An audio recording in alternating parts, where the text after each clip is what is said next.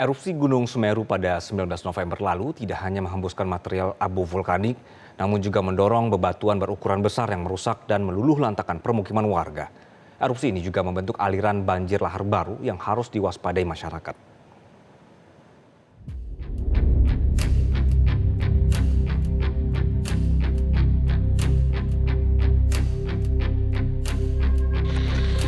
Pemirsa, saya berada di salah satu titik terparah yang dilanda oleh awan panas dari Gunung Semeru.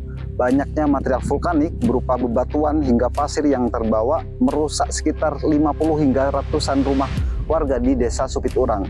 Maka tidak heran jika batu sebesar ini saja terbawa dari puncak hingga di kejauhan sekitar 7-8 km. Bahkan tidak hanya itu, selain merusak permukiman warga, awan panas kemarin juga mengakibatkan terbentuknya aliran banjir lahar baru.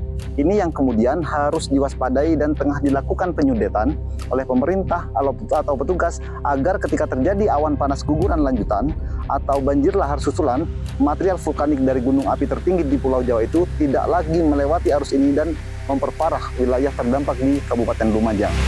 Dari Lumajang, Jawa Timur, Rahmat Metro TV melaporkan.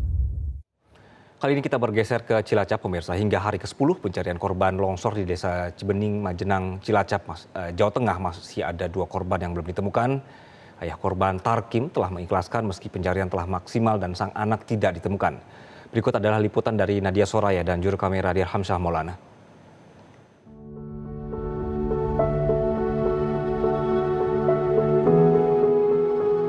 Pemirsa, seperti inilah saat ini proses evakuasi yang dilakukan dan juga proses pencarian di mana menggunakan selang begitu untuk disiramkan hingga nantinya dapat ditemukan satu korban yang masih hilang hingga saat ini di worksite A1. Saat ini ada puluhan dari tim SAR gabungan baik dari BNPB, Basarnas dan TNI Polri yang terus melakukan proses pencarian.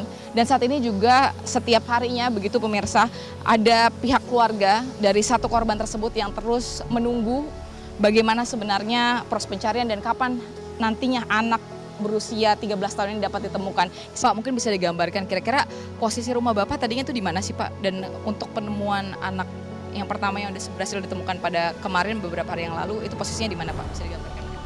Kalau posisi rumah saya itu di sebelah utara ya, sebelah sini ya, menghadap ke utara. Nah, longsor itu datangnya dari sana, langsung ngantem depan rumah gitu. Pak, hingga saat ini proses pencarian masih terus dilakukan Pak, sudah masuk hari ke-10 saat ini dan hingga saat ini juga eskavator belum bisa masuk ke dalam Pak. Bapak harapannya seperti apa Pak untuk di hari terakhir ini? Saya sih semoga hari ini itu ketemu ya Mbak. Insya Allah ketemu hari ini, tapi seandainya hari ini anak saya itu kalau memang harus ditakdirkan di sini, saya ikhlas. Apa-apa. Saya udah